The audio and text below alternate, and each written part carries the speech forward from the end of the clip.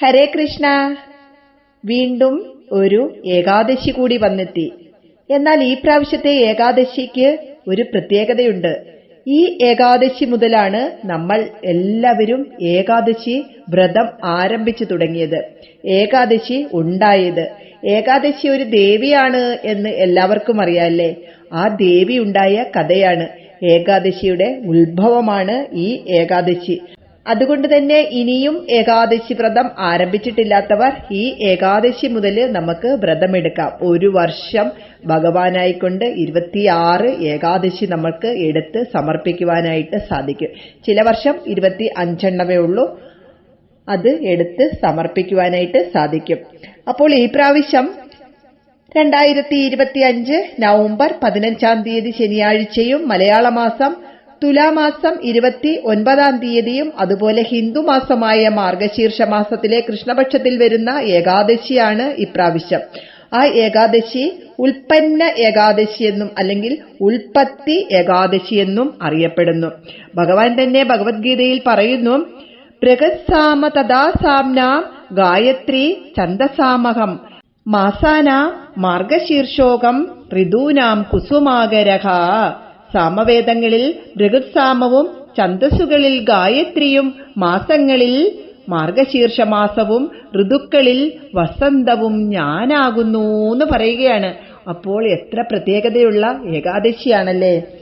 ഇപ്രാവശ്യത്തെ ഏകാദശിയുടെ കഥ എല്ലാവരും കേൾക്കുകയും വായിക്കുകയും മറ്റുള്ളവർക്ക് പറഞ്ഞു കൊടുക്കുകയും ചെയ്യണം.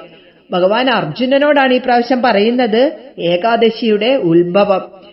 സത്യയുഗത്തില് മുരൻ അല്ലെങ്കിൽ മുരാസുരൻ എന്ന് പറയുന്ന ഒരു അസുരൻ ഉണ്ടായിരുന്നു. ആ അസുരൻ വലിയ ബലവാനായിരുന്നു. അദ്ദേഹത്തെ ആരാലും കൊല്ലുവാൻ സാധിക്കുകയില്ല എന്ന് പറഞ്ഞിട്ട് വരം മേടിച്ച് അദ്ദേഹം ഇങ്ങനെ ദേവന്മാരെയെല്ലാം ആക്രമിച്ചു നടന്നു. അങ്ങനെ സഖികെട്ട് ദേവകള് ഓടി ശിവഭഗവാന്റെ അടുക്കലെത്തി. ശിവഭഗവാൻ പറഞ്ഞു, എന്നെ കൊണ്ടൊന്നും സാധിക്കില്ല, ഇത് വൈകുണ്ഠനാഥനായ സാക്ഷാൽ മഹാവിഷ്ണുവിന് മാത്രമേ ഇതിന് പരിഹാരം കണ്ടെത്തുവാൻ സാധിക്കുകയുള്ളൂ എന്ന്. അങ്ങനെ ദേവന്മാർ ഭഗവാന്റെ അടുക്കലെത്തി കരഞ്ഞു പറഞ്ഞു, ഞങ്ങളെ മുരാസുരൻ ആക്രമിക്കുകയാണ്, ഞങ്ങളെ രക്ഷിക്കണമെന്ന്. അങ്ങനെ ഭഗവാൻ സമ്മതിച്ചിട്ട് ആ മുരാസുരനുമായിട്ട് യുദ്ധം ചെയ്യാനായിട്ട് തുടങ്ങി. അങ്ങനെ ഭഗവാന്റെ ഓരോ അസ്ത്രങ്ങളും മുരാസുരന് ഒരു പൂവ് കൊള്ളുന്നത് പോലെയാണ് അത്രേ തോന്നിയത്. അങ്ങനെ ഭഗവാന്റെ ആവനാഴിയിൽ തന്നെ അസ്ത്രങ്ങളും ഒന്നും ഇല്ലാതെയായി.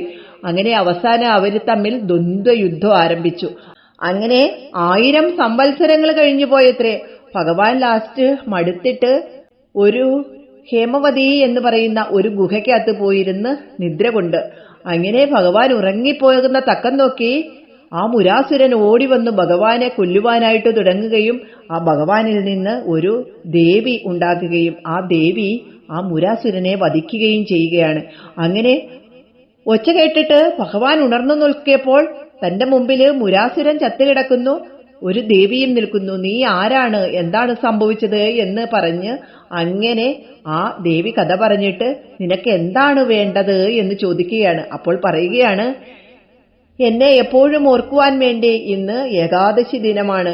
ആരാണോ എന്നെ ഉപവാസമെടുത്ത് പ്രാർത്ഥിക്കുകയും പൂജിക്കുകയും ഇന്നത്തെ ദിവസം ഭഗവാന് വേണ്ടി അനുഷ്ഠിക്കുകയും ചെയ്യുന്നത് അവർക്ക് എല്ലാ സർവ്വ ഐശ്വര്യങ്ങളും ഉണ്ടായി ഭഗവാന്റെ ആ വൈകുണ്ഠ ലോകത്തിലേക്ക് പിന്നീട് തിരിച്ചെത്തുകയും ചെയ്ത് മോക്ഷം കിട്ടുകയും ചെയ്യുമെന്ന് പറയുകയാണ്.